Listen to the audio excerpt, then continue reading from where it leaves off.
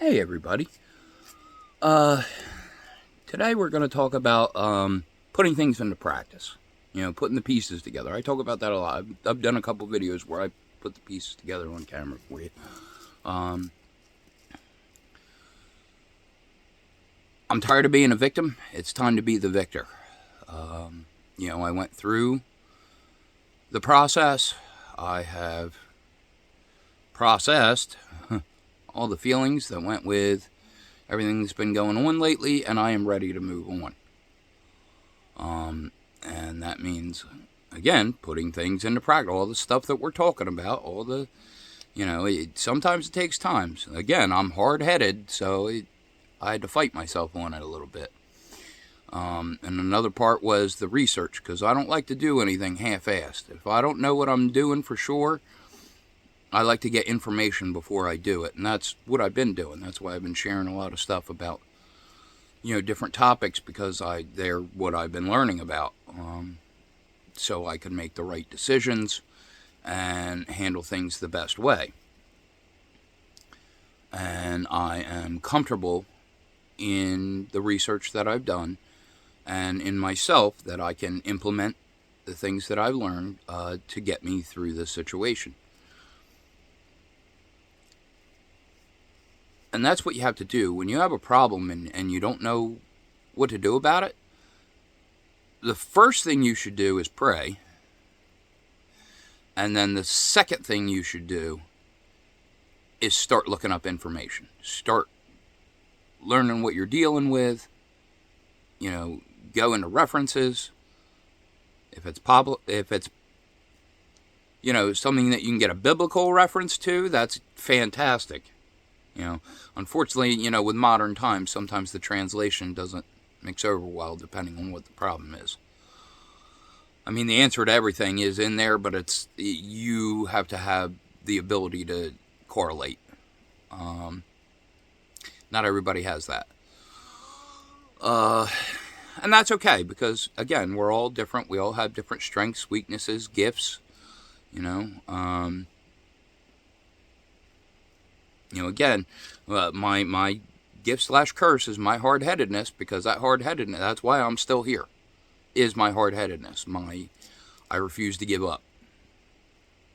And as much as it makes me stubborn and gets in my way in life, again, if I didn't have it, I wouldn't be here now. So, you got to take the good with the bad. But I finally know, my course of action. I've done what I needed to do. The situation is over. And there is the possibility, not the likelihood, but the possibility that this person could come back, and I've only got 2 words for them. Not interested. And that's it. That really is the end of everything. I have finally got it sank into my head, what was going on. And again, I'm living intentionally, and that's something that they are incapable of. They've proven it time and time again. It's not what I want in my life. It's not what I want in my future. I'm good. I am ready to move on to bigger and better things. And I've been taking those steps too. I've gone out a couple times in the last couple weeks. Nothing too serious, but nice enough to know that I still kind of got it, I guess. I mean, not to get too full of myself, but the fact that I could go out and have a good time with somebody, share some laughs. Nothing too intense romantically, but, that's not what I'm looking for. I've actually made the decision that, I need to practice what I preach. And the whole thing that led to the end of my last relationship was the fact that I was ready to take it serious, and they weren't.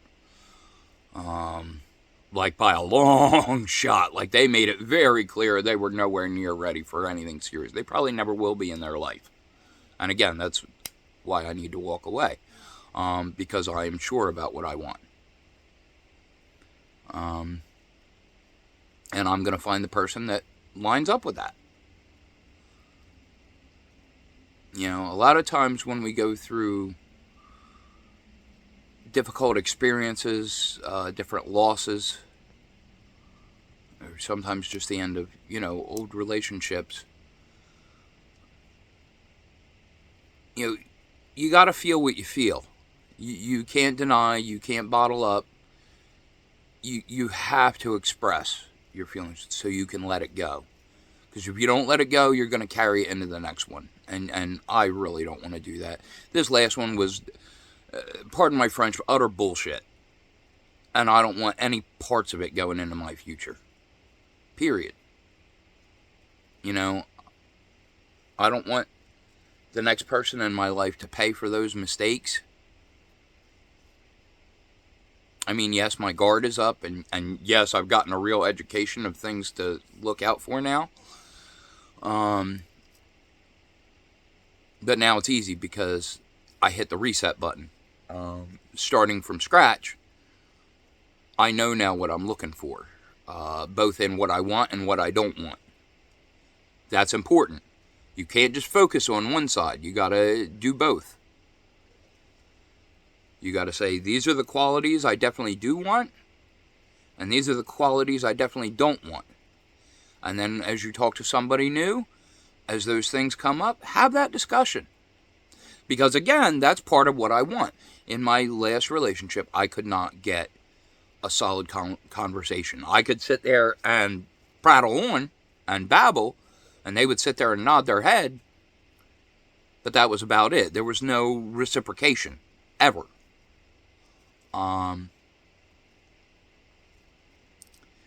So, yeah, the second I feel there's no reciprocation, I'm good. Not to say I don't chase, I replace, but that really is a good line. Depending on how you look at it. I'm not trying to go through a sea of people. Again, the point is, and that's the decision I came to. The next time I am going to be seriously open and intimate and unguarded with somebody, it is going to be after an engagement. And because there's things you got to work out before the wedding. Certain things you got to, and I don't mean the actual act of, but I mean, the old me kind of jumped into things, kind of took things a little too seriously, and I know better about that. Because it was detrimental to myself, because it put me in positions that, I trapped myself. These last 11 years that I wasted, I have to take accountability. It was my fault. And the very first date was, we love bombed each other. It was just for different reasons. I am ADHD, and I love that. I want to be, I have that anxious attachment. I want to know everything about somebody I'm with. I want to know them very well. I want to know what makes them happy. I want to know what makes them upset, so I know what not to do. And of course they love bomb me because they wanted to do that whole future fake, get me hooked, and they did. Oh man, they're good at it. They really are. I can't sit here and pretend and say they didn't get me, because they did. They got me good. The problem is they got me a little too good. Their big mistake at the end, how that type likes to use silence as a weapon. Yeah, they opened my abandonment wound and then left me alone long enough to heal it without them. That was their mistake. And I'm grateful they made that mistake, because if they had showed up about a week ago to try and hoover, I would have fell for it.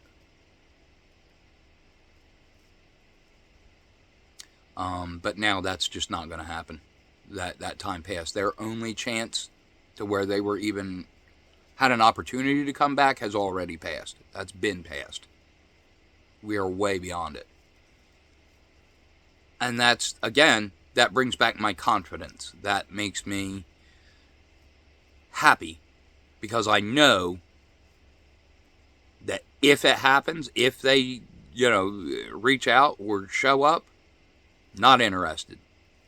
End of everything. And that's it.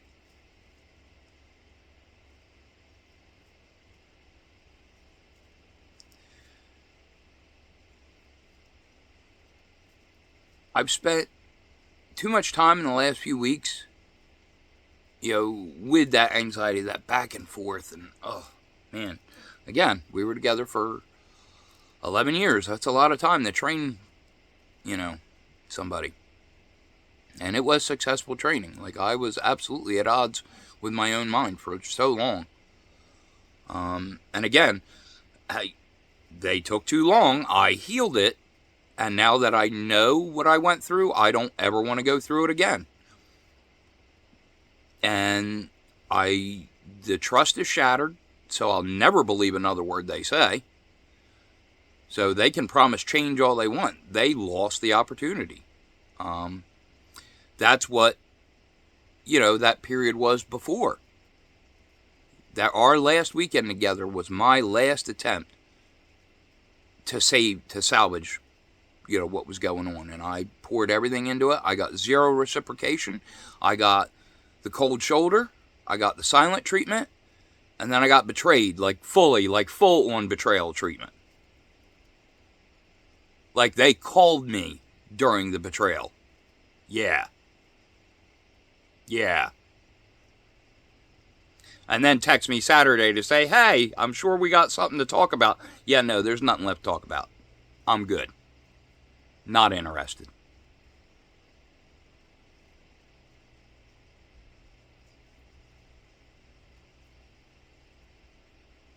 Be very careful.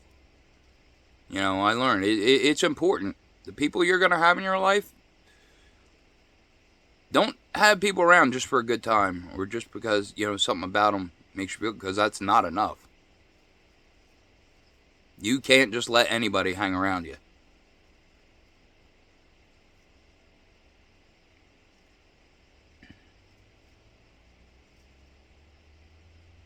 That's why it's important to do, the things we've been doing. Again, do the journaling, learn your new, all your triggers, everything that you need to study about yourself, study it. Know thyself. That is your number one superpower. Be as authentic as possible. You have to be you. Don't try and be anybody else. Be you. But, you have to be yourself, but you can't let yourself, the ego, that's the problem I just ran into. That was the lesson I got to learn. Look at how people who live completely in ego treat others. Look at the life they lead. I mean, how miserable is that existence? No thanks. I want to operate in a place of love, in faith. I want to operate from where God has commanded me to be. Because I know that outcome is for my best good. That's the path I'm taking.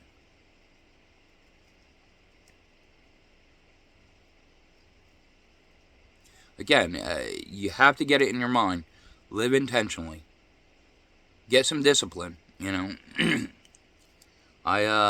my goal was to give up all my vices, in the last month, and so far that's been successful. I mean, I know there's chances of, possibly going back to things, but again, I'm working on that. And that's kind of the thing. I kind of got flooded all at once. It was ironic that I decided at the beginning of the month to get rid of my vices by the end of the month, and then everything happened that did. Because that was another one of my vices that had to go. That was something that was being detrimental to me, that was not helping me grow, not helping me progress. It was keeping me stuck. And it was no good for me. I was getting nothing out of it. Again, at the end, there was no reciprocation.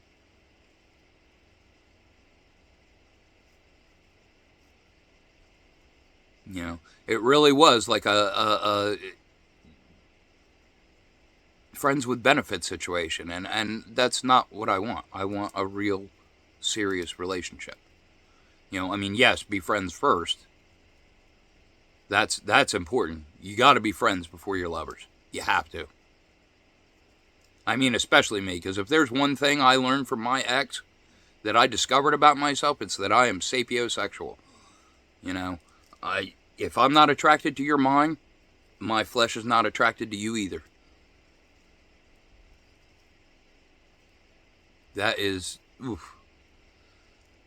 You know, at the time I was discovering it, I didn't realize it, but in hindsight, now that I've understood, you know, I thought there was other issues going on, and that wasn't the case. I know that was a little bit personal, but again, we do raw and real here. I don't hide things. I mean, there's some things that shouldn't be talked about in public, but that's about as far as I'm taking that one. But again, you have to know yourself. You have to be authentic. You know, next person that I let in my life is definitely going to be somebody that reciprocates, that I can talk to and is going to talk back to me. And I don't mean disrespectfully, because I've had enough of that for a lifetime. That was the other thing that shut that door welded. I was so sick of the disrespect. Like, how openly they hated me at the end. And I was an idiot being a puppy dog, like, running after it. Thank God that's over.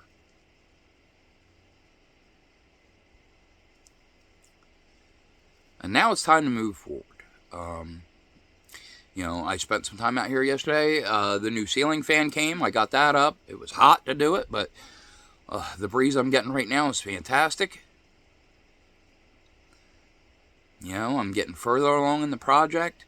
I did kind of get held up a little bit, because the heat came back and then the fan project, but now that the fan's up, that should help with the heat. So we'll see. But again, it's discipline. It's each day I cannot lose sight. Each day I have to do something towards it. That's what it means to live with intention. That's what it means to have integrity. The choices you make lead to an end goal. And then the trick in life is to not to deviate from that goal. Not to get too distracted. I got distracted. Big time. Now I got a lot of, lost time to make up for. In that situation, I got talked down from chasing a lot of dreams. And it's time to start pursuing them. So that's what I'm doing.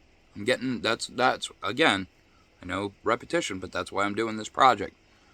I'm setting myself up for success. And that's what I'm doing. Alright, so this was a little over, but I think it was a good talk. Again, I got to show. You got to put it into practice. I am who I say I am. I don't just sit here and babble about these things. I don't just regurgitate good ideas I read online. Like, I put puzzle pieces together. That's what I do. And I know other people are capable of it too. They just might not know how. And that's why I do what I do, because I want to invite everybody on this journey. I want everybody to be able to grow and be their best possible self. Because that's how we're going to fix, this world around us. Let's face it, it's in pretty bad shape right now. But we're not going to fix it by being at each other's throat. We're going to fix it by fixing ourselves. And once we get ourselves in order, then we can come together and fix the outside issues. But you got to do the work. Alright, so keep at it. Keep taking care of yourself. Keep trying to help take care of others. And I'll see you in the next one.